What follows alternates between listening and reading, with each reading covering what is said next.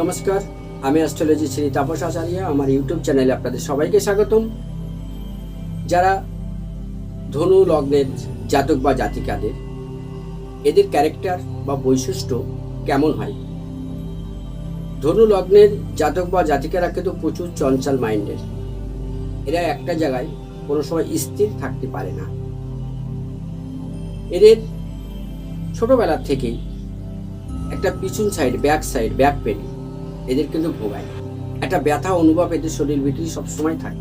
ধনু লগ্নের জাতক বা জাতিকাদের কিন্তু খুব তীক্ষ্ণ বুদ্ধি।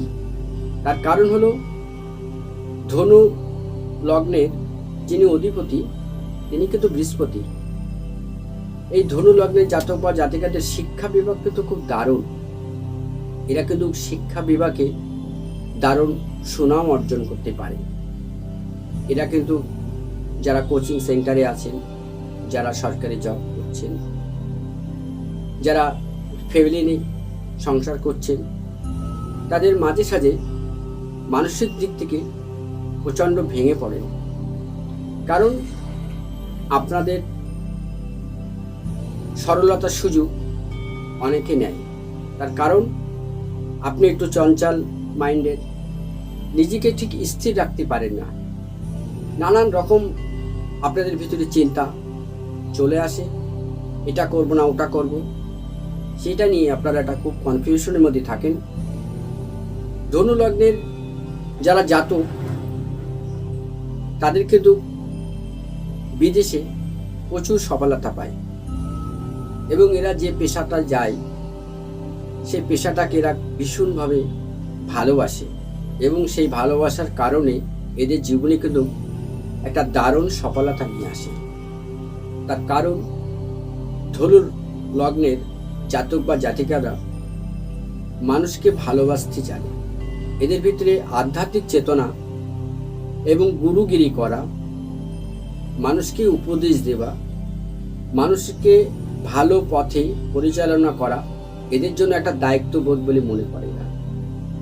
তাই এদের জীবনে কিন্তু এই সততার কারণে এদের জীবনে কিন্তু দারুণ উন্নতি হয়।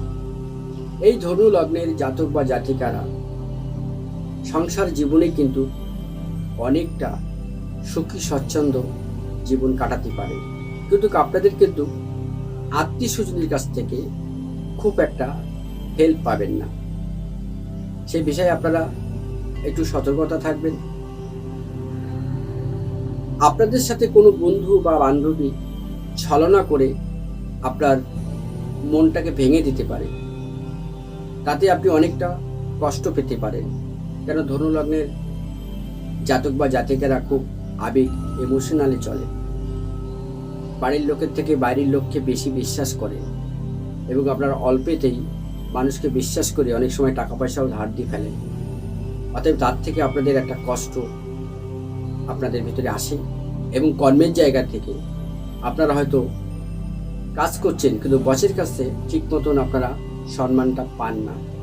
এটাও দিকে আপনাদের একটা কষ্ট অনুভব হয়। আপনারা মিলিয়ে দেখবেন। তবে ধনু লগ্নের জাতক বা জাতিকাদের কিন্তু জীবনে প্রতিষ্ঠাতা করা হয়। হয়তো একটু বয়স লাগে, হয়তো 33-34 বছর পরের থেকে এদের জীবনে কিন্তু দারুণ উন্নতি নিয়ে আসে। তবে আজকে এই পর্যন্ত। সবাই ভালো থাকুন, সুস্থ থাকুন। নমস্কার।